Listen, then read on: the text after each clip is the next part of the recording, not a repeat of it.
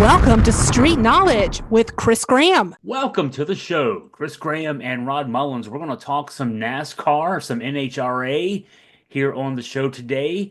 And Rod, let's get right into it. Talladega this past weekend. Austin Cedric's the big winner. Take us into how things went down. Well, Austin Cedric won a race, won his first race in a year. And so that made a big difference for that program. You're kind of wondering, what's going on with him. And, he's there, a part of that. His dad has been a big part of Roger Penske racing for a long time, Tim Cedric. And Austin had not won a race in about a year. And so he rebounds back. He wins at Talladega, shows the drive and the force of the Fords while they were there. The Chevrolets did pretty well. The Toyotas did horribly. And what made them do horribly was this. The Fords and the Chevrolets worked against them. And when they did certain things in block, that's when we ended up Toyotas at one point was running at the top of the leaderboard. And then suddenly when that happened and the Toyotas tried to work together, they went backwards and they had a lot of trouble on Sunday afternoon. Kyle Larson finished second. He won stage one, led 3 laps. Both he and William Byron talked about the lap traffic in front of the lead pack right beyond the finish line, and that was a factor. What do you think? I mean, it's on a super speedway, guys are more spread out generally than they are at Bristol on a short track. But what do you think about that factor that Larson mentioned there?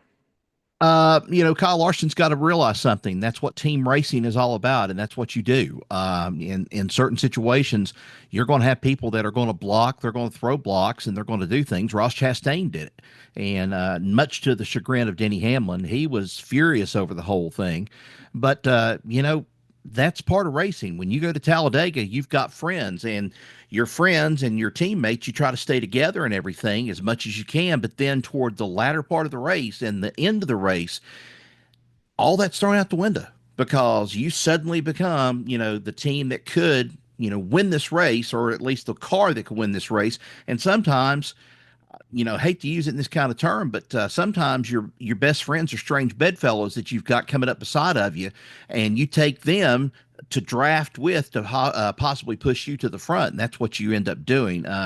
Kyle just needs to get over it. I know he was looking for a super speedway win, didn't get it. And so that's just the way that the cookie crumbles when you're at Talladega. Bubba Wallace won stage two, finished eighth. Talk about his day.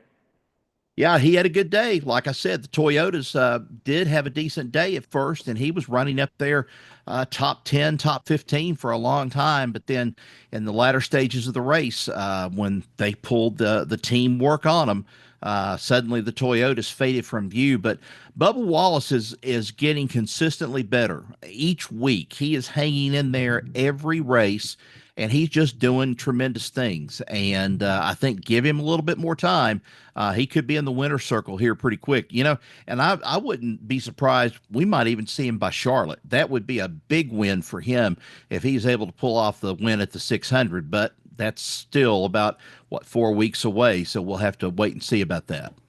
So I mentioned Kyle Larson, William Byron finished second and third. I think you talked about this too, but the original guy who finished second, and it was a close finish, Ryan Preece, Yep. he and Joey Logano, who had finished fifth, had some issues in post-race inspection. What was going on there? Well, according to what I've read about this, RFK Racing had what was considered to be a unintentional. This is what RFK Racing says, an unintentional adjustment during pre-race inspection to correct a spoiler angle issue. Now, while the charge did not provide a competitive advantage, okay, then why did you go and penalize them and disqualify them out of the whole thing if it didn't possess or some kind of provide a competitive advantage? It didn't meet the approved compliance method, and RFK is not going to protest. They're not going to protest the race at all, or the disqualification and moving him down. On the other hand, Joey Logano got caught with his hand in the cookie jar too, or I should say his team did, because they were disqualified following the post-race inspection. One of the 18 bolts on the surface of the spoiler that connects to the base was found to be loose. And NASCAR is picky about loose nuts, especially drivers. out on the track. Well, Joey Logano had ended up having some loose nuts, and ended up what happened. They disqualified him out of it because it made changes to the spoiler. So let's stay on the topic of Joey Logano for another minute or two here. He had an interesting dust up with someone from another sport, Hall of Fame Atlanta Braves third baseman Chipper Jones, who's a racing fan, and he was critical of Logano. Yes, he Just, was. just a fun story. Tell us what was going on there. Well, Joey Logano was at North Carolina Motor Speedway, or I should say North Wilkesboro Speedway, getting ready to promote the All-Star race. And, well, he had some quotes brought to him, and he had learned of some things a little bit earlier. And as the story goes, he learned on Tuesday morning that Atlanta Braves power hitter Chipper Jones had weighed in on last Sunday's Cup race at Talladega and said that he used social media to aggressively denounce the three-time NASCAR champion's actions during the Jack Links 500. Jones was critical of Logano's teammate transmissions, where he tore into his teammate and eventual winner Austin Cedric. And he was, by going for the strategy plans or going against the strategy plans at the end of stage 2 and costing the team a victory and stage points. And according to Jones, he said, good teammates are hard to come by. And he should know that, especially working in the Atlanta Braves organization. But I mean, hey, he just simply said, if you're going to be a teammate, you work together as a teammate. And this has been one of those things that I really want to point out too. Joey Logano, Denny Hamlin. Denny Hamlin had a dust up of all things with Christopher Bell during the race on Sunday, knocks him out. Christopher Bell hits that inside retaining wall there at Talladega, and luckily he walked away from it. But it seems like if you're going to be teammates at Talladega, you throw all this stuff out the window. It just doesn't mean anything to some of these teams. Now, while Chevrolet tried to work together in the Hendrick Motorsports stable, it was clear that some of the Fords didn't work together, and it was clear that some of the Toyotas didn't work together. Now, the big thing is, being a fly on the wall, what was said on Monday when these guys went into their meetings and their follow-ups after all this stuff happened on Sunday? Did tempers fly? I'm sure that they did. I'm sure there were some things that were said. But Joey Logano said simply after he found out all this stuff about what Chipper Jones had said, he said, well, I found out he really doesn't like me. So I guess that sums it up right there, Joey. I mean, some of what he said, I mean, I think, I can see what he's saying and I can be on his side. He said, I'm surprised a professional athlete would act in that manner because he's been through it. I say it all the time. I'm very careful to form an opinion on an athlete by their emotions or the way they play the game because I know from being in that position, there's a lot on the line in a competitive environment. You act a certain way. You're out there to win. Okay, I can go with that. I can say, okay, look, Chipper, he knows that, you might be fiery on the field, but you might be a different person after the game's over. But then on the other side, this is a knock at the knees of Chipper Jones. He said, it's surprising to me. All I can think is he's just trying to stay relevant. Chipper Jones doesn't need to stay relevant. He's a Hall of Fame baseball player. He's also a NASCAR fan. Joey Logano needs to remember something. Joey Logano, after a Daytona race, when Austin Dillon ran, so well and stuff, came from behind and ends up winning the race out of it. He says, well, what's he going to do? What's he do? He gets out there and praises God and the Lord and all this bullshit is what he said. And it's like, he said it on national television. He says, yeah, he makes me think he's a professional driver and everything. I'm like, you do whatever you can to win the race. I mean, do you fault the guy from coming from the back to go and make your way up to the front? That's what racing is all about. Joey Logano needs to be careful here because Joey Logano will go and he used that forked tongue against a lot of people. But then when you go back and you read some of his quotes and some of the things he said, Denny Hamlin and him have got together a couple of times. He'd better be careful what he says and stuff. Chipper Jones is quite relevant, even though he's not played the game of baseball in quite a while. But, Chipper Jones, hey, especially if this Speedway Classic coming up, you need all the support you can get out of some of these NASCAR drivers and also the baseball players and so forth, and former baseball players. And I don't know if they just don't see eye to eye on things. Chipper Jones was at Bristol when they made the big announcement last year that they were going to have the Speedway Classic and that they were going to do this. It kind of surprised me. It surprised me that Joey Logano kind of went after him like he did. Chipper Jones will never not be relevant, especially to New York Mets fans. It was Exactly. it was said often that he owned Shea Stadium. Maybe that's why they closed Shea Stadium down. What he did in September is against the Mets to knock them out of playoff contention several Yep. times. All right, let's get back to penalties. DiBenedetto and Green at the Xfinity race went through the penalty thing. What was going on? Yeah, they went through some penalty things too. Let me pull this up here real quick and go over them. I know Matt DiBenedetto has been having a hard stretch here trying to run on the Xfinity Series. Let's put it this way. Austin Green's number 87, Jordan Anderson Racing Team, DiBenedetto's number 99, Viking Motorsports Group were penalized. And it was sections 14.4A had to do with the body in the NASCAR rule book, and they pertain to the rear bumper covers. Both of them were fined $25,000. They both lost 20 driver points as well as 5 playoff points. Now, it had something to do with the bumper. Who knows? It may have had something to do with the fact that the bumper may have been pressed in. It could have had something to do with that because these guys are drafting almost the entire time while they're trying to bump draft, so to speak, and they're getting up on each other.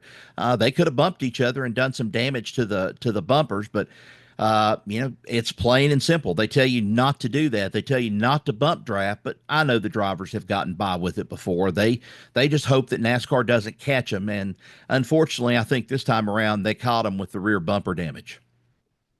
All right, there's a story that on the list of things you wanted to talk about today. I'm going to jump ahead to one here because Okay. it's fascinating me to see that the PGA Tour is interested in Steve Phelps for its CEO opening. Yep. Okay, I can see it. I mean, running a sport's running a sport. But man, that'd be a big jump to go from NASCAR to the PGA. Well, I guess the PGA thinks that he has run a tight ship over at NASCAR. And I mean, given the PGA's woes here over the last several years with the Saudi involvement in the golf tour that they created and so forth, I guess the PGA is looking for someone to kind of bring it back down to earth and put it back on firm ground, so to speak. The PGA, in one way, the PGA is just not the PGA anymore. Not like it used to be when you would sit down there and kind of watch on Sunday afternoons, waiting for the news to come on. You watch and get interested into watching the final couple of holes, of the event. But Steve Phelps has been just recently declared the commissioner, so to speak, of NASCAR. That's kind of interesting in and of itself. It's kind of taking away that thing of, I want to be mean here in one way, and I want to say it's almost like commandant, to a certain degree, the way that NASCAR is run. But I say that here he is a commissioner, and they think that commissioner kind of lessens the, I guess the effect of this whole thing. But it didn't lessen the effect for Bowie Kuhn when he was the commissioner of baseball. It didn't make him look like a saint or anything. So I don't really know why the PGA is interested. Don't know if Steve Phelps is interested in this. It would be a big feather in his hat to move up, and I say that, move up from NASCAR into the PGA, but we'll just have to wait and see on that. I don't think any decision has been made. His name may come as a surprise to people, but sources indicated to Sports Business Journal that he's still considered an active and attractive target, even though they've moved him into the commissioner spot there at NASCAR. So the spokesperson for Phelps declined to comment when contacted by SBJ. Now, here's the thing, though. What happens if NASCAR loses this case against Michael Jordan, Denny Hamlin, and all of them with Front Row Motorsports in 2311? Somebody's going to be looking for a safety net. This could be the safety net that they jump to, because there'll be a lot of blame go back to it, and it'll probably be on Phelps is going to be on one person. The France family is going to be the other, but a lot of it's going to rest there at his doorstep, and he's going to have to explain for it. There's just no other way around it. If a guy is asked for a comment about his interest in a job and he doesn't give a comment, it means he's interested in the job.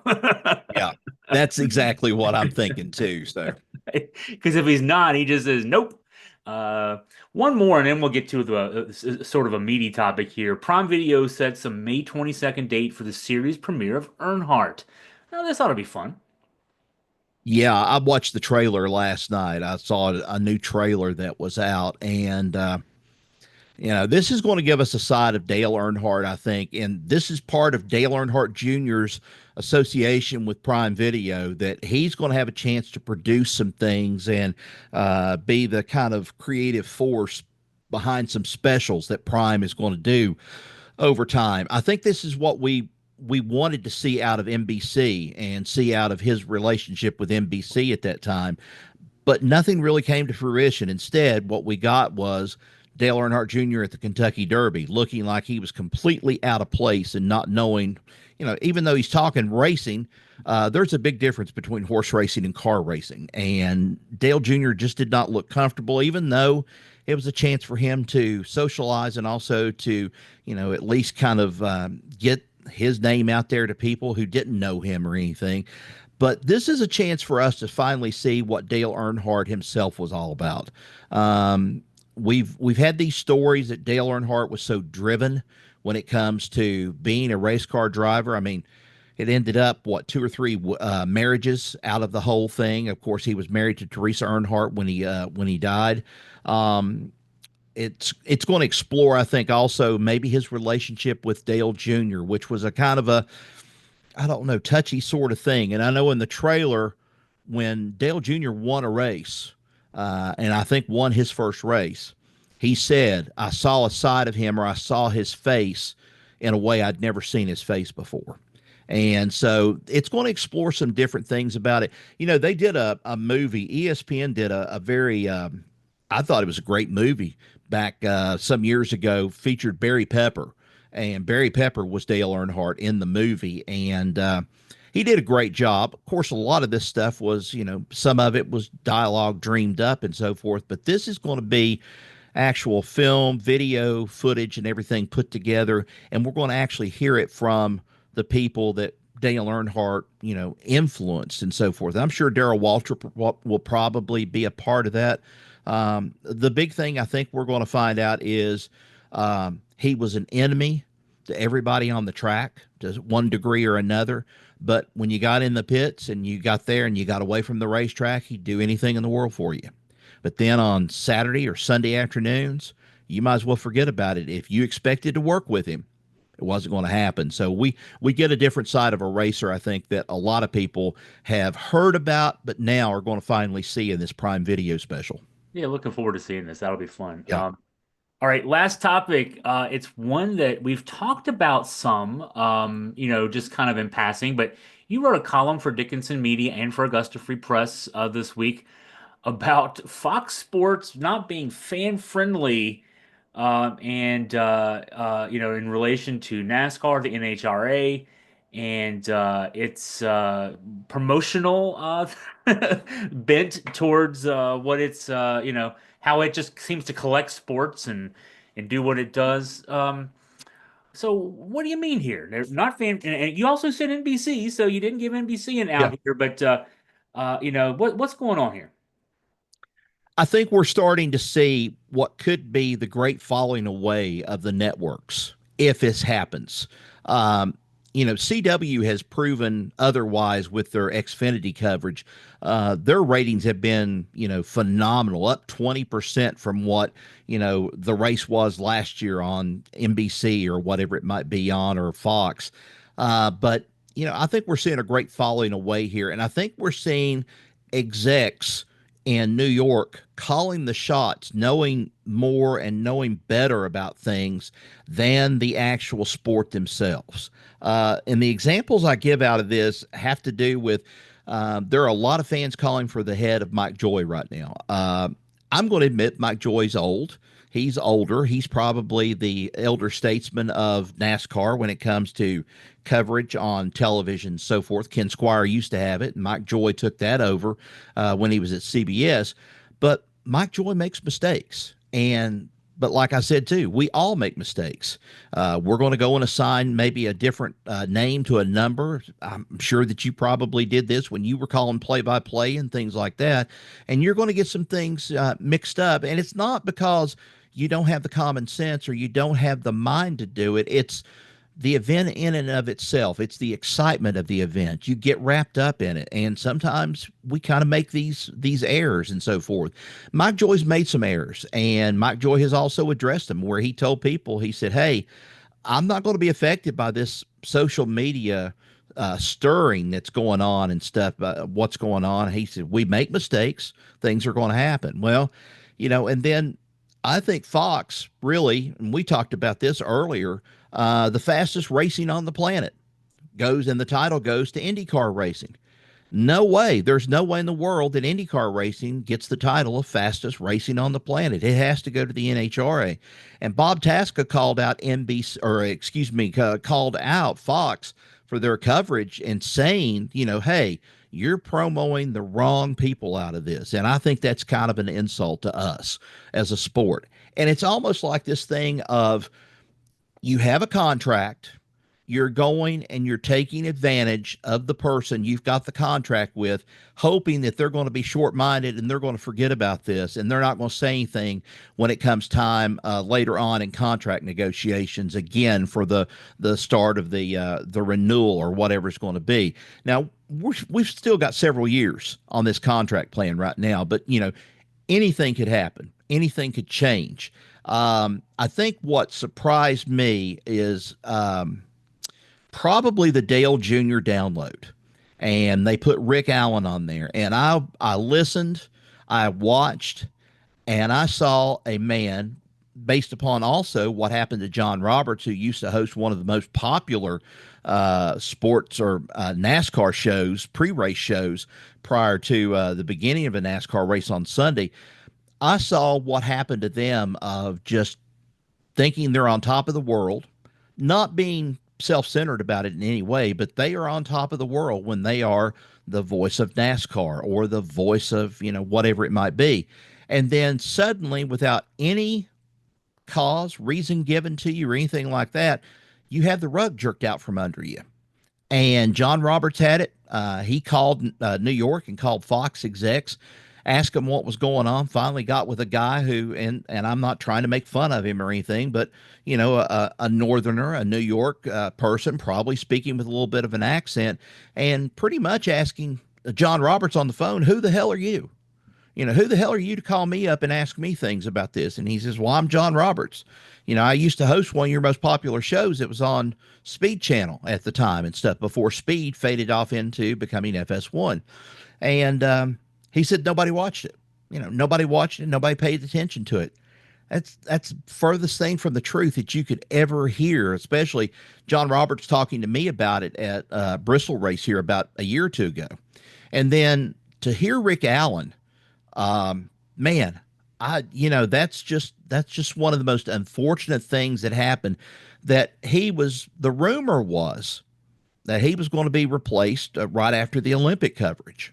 And he was like, oh, okay, well, I guess they've got something in mind what they're going to do. But NBC didn't share anything with him. And they go and they put Lee Duffy in. I don't have any problems with Lee Duffy. He's an Aussie, but you bring him in. He loves NASCAR, but he is still learning the lingo. He's still learning certain things about the sport. And you get rid of a guy and you unceremoniously show him the door without telling him why you got rid of him.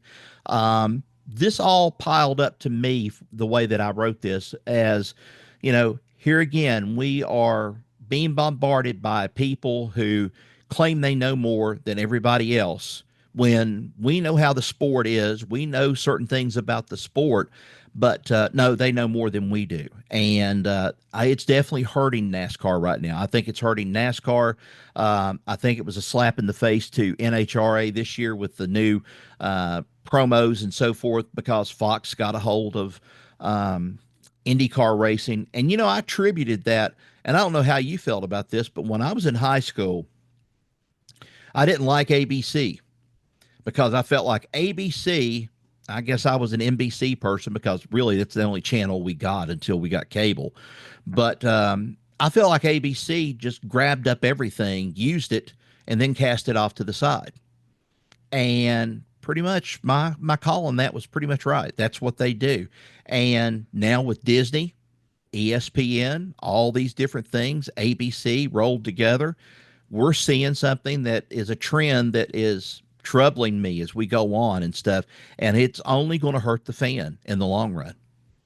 I can kind of equate from the pro wrestling perspective as an Mm-hmm. observer and fan of that business for a long time. Back in the 1990s, the at the time successful WCW promotion, the Mm-hmm. folks at TBS decided that they knew wrestling better than the wrestling people. They started running it differently, and a successful company turned into a company that was bought for pennies on the dollar a Mm-hmm. few years later. Kind of seeing it now with WWE. They're now part of a big corporate conglomeration, merged with UFC and a new entity called TKO Sports, run by a bunch of Hollywood people who don't Mm-hmm. really know either business very well and probably aren't doing a very good job with that. And I mean, to a degree, we can see it with the stick and ball sports. Major League Yep. Baseball has made a lot of changes in the last few years, some good. The pitch clock, I would say, is a good thing. I'm not sure Mm-hmm. about all the interleague play and the universal DH and things of that nature, but it's yeah, it's when our favorite sports get so big and so successful that they're attractive to money people who don't know them very well, and then the money people say, "Let's do it this way."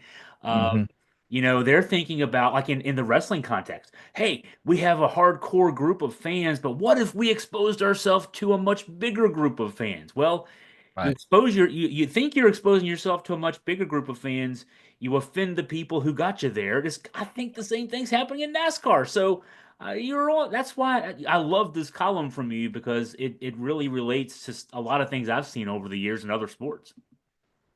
Well, and I kind of likened it to the thing of putting all your eggs in a basket.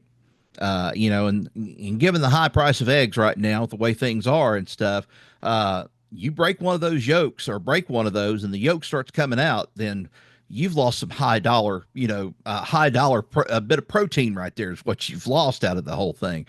But like with NASCAR, NBC just let IndyCar go. They got it. They held on to it for the time being, for whatever they got it away from ABC, ESPN, and then they held on to it. I thought their coverage was okay. I didn't think it was great, but they turn around and let it go, and then here comes Fox. Fox goes in, buys everything they can possibly get their hands on. I don't know about you. I just do not like Fox's coverage of college basketball. I don't like it at all. I think it's everything is made out almost the way the script is for what they have for the NFL. That's what they've got. Everything, all their show, all this is pumped into it. It's pumped in and all this big hype and everything. I just want to see him play. I want to see him play. I want to get a little bit of a backstory on so and so and why they came back for a fifth year and so forth in college basketball. That stuff intrigues me. But I don't care about the flashy graphics. I don't care about all these flashy stats and everything. I want information. I want news. That was the biggest thing that I guess I faced when I was doing play by play was you had people that you had to start talking to and you had to start saying, how much time's left in the quarter? How much time's left in the half? What's the score? You've got to give that constantly. And I learned that. I thought I was giving it enough, but I wasn't. I wasn't giving it enough. And that was something that I learned. And mainly because I listened. I listened to, what they were telling me, what was going on. Hey, people want to know what the score is. And then I started listening to other people to kind of get an idea about it. Sure enough, they're doing the same thing.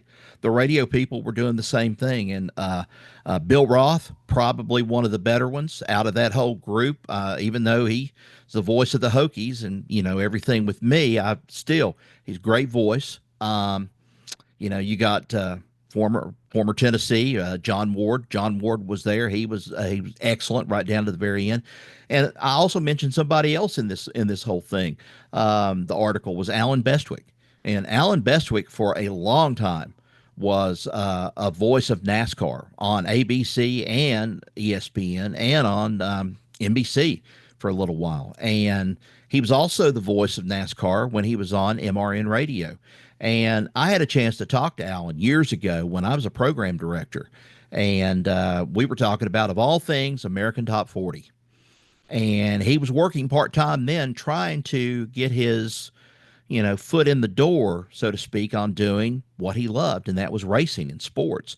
And he finally got into it. And when I listened to him, most informative man you could possibly ever imagine. But then when they put him in Tony Stewart's Superstar Racing Challenge here a couple of years ago on CBS, he was good, but he was like a ball in high weeds. He really didn't know everything that was going on.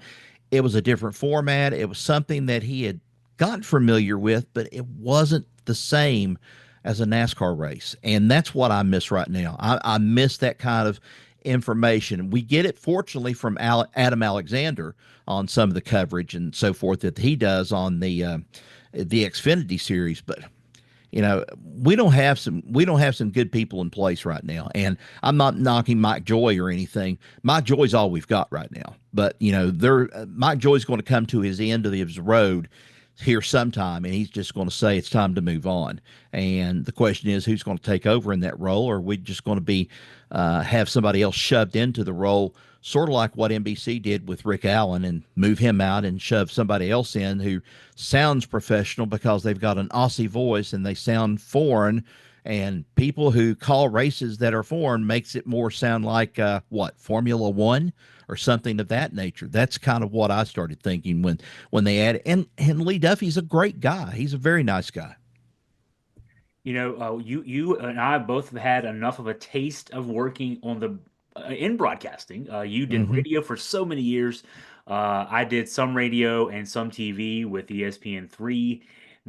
So for me, I know I would not be at the level of going to the NASCAR Cup Series or the ACC or SEC or NFL or MLB, but I think because we worked in the business, we do have a little bit of a feel for probably a good feel for what works and what doesn't work. And so I mean, we're not just two dudes saying, hey, we watch TV and we think these guys suck.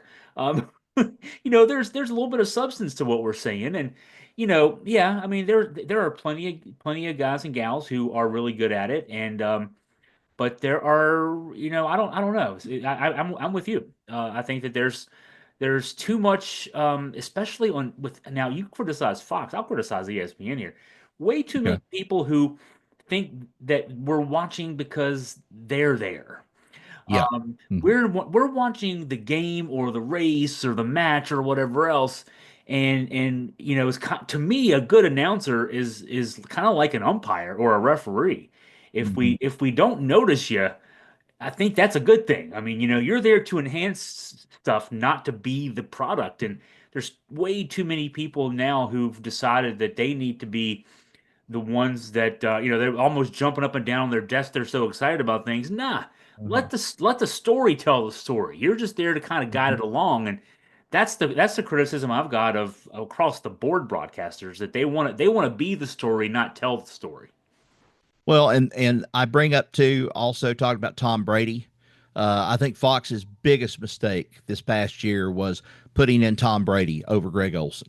Greg Olson, probably one of the best color people to do commentary, I think, in a long time, even since John Madden. John Madden did a terrific job. He was animated and so forth. But, we didn't just tune in for John Madden. We tuned in also for Pat Summerall when he was doing the games. That was one thing that really stood out with me. But we get to this point of, I start thinking about, and he just passed away recently, Mike Patrick.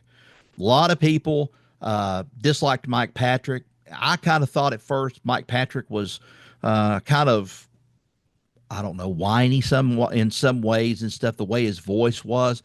but gosh, he was about the only man that could control Joe Theismann when they were doing football on the air and so forth. He could always keep Theismann in check, and somebody had to keep Theismann in check during that whole time. Paul McGuire, that was a great three-man booth for all those Yeah. years, like 20 years of Sunday Night Football. That was great. Yep. Yeah, and actually he eventually settled. He was from West Virginia.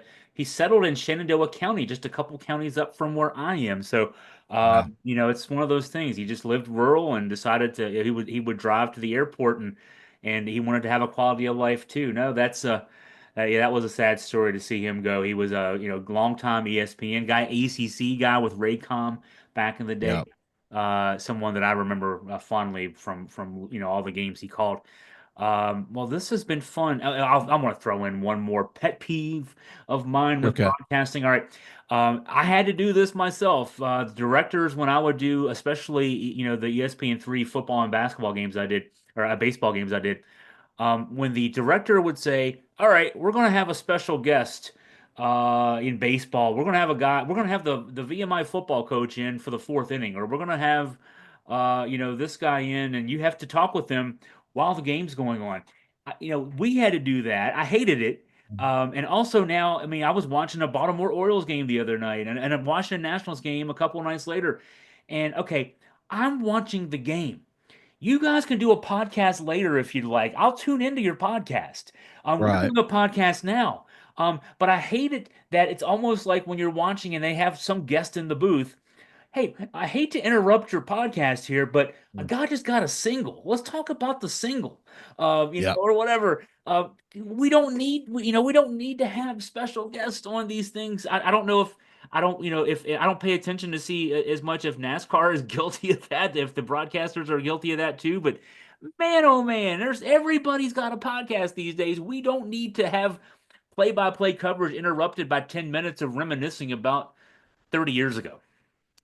Yeah. My final thing about NASCAR, though, I think the way that things are going with the fans, I'm starting to agree a little bit more after Bristol was a bomb in some ways because Kyle Larson dominated that race, the almost the entire race. Um, I'm almost of this feeling. Let's drop the stages and go back to racing. It's man, machine, it's endurance, it's how good are these engines? Are they going to hold up to 500 miles?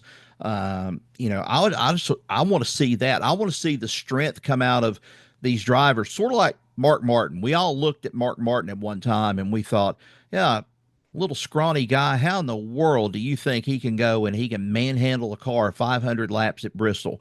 Then when you go behind the scenes of what Mark Martin's doing, the most incredible exercise regimen I had ever seen on video of him. And this little scrawny man had muscles that I never dreamed of having in places. I mean, he was just that tough. And you had some of the other drivers that went that route. Earnhardt, I don't think Earnhardt believed in this thing of being, strong and everything. It was climbing the car. Another one probably Dave Marcus, Richard Petty. They didn't think about this thing of just of going around and lifting weights and everything for endurance. They just got in the car and what did Richard Petty? What would he do for moisture? I mean, you've got the full face masks now, but Richard Petty would insist on having a wet towel till he could go and he could suck on that wet towel during the course of the race and everything, suck all that moisture out, keep him at least hydrated and everything. But that's what he did to keep his wits about it. And they did all this stuff even at that point without radio. Back in the 60s into the early 70s, they were doing stuff without radio talking to them. They had to do things by the pit signs.